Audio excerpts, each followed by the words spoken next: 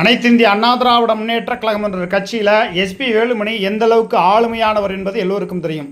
2021 சட்டமன்ற தேர்தலில் கோயம்புத்தூர் மாவட்டத்தில் இருக்கக்கூடிய 10 சட்டமன்ற தொகுதியிலையும் அவர், அதாவது தொண்டாமுத்தூர் தொகுதி உட்பட 10 சட்டமன்ற தொகுதிகளையும் வெற்றி பெற வைத்த வெற்றி நாயகன். நம்ம மாற்று கருத்தையில் இவரை குறைச்சி மதிப்பிடவே முடியாது.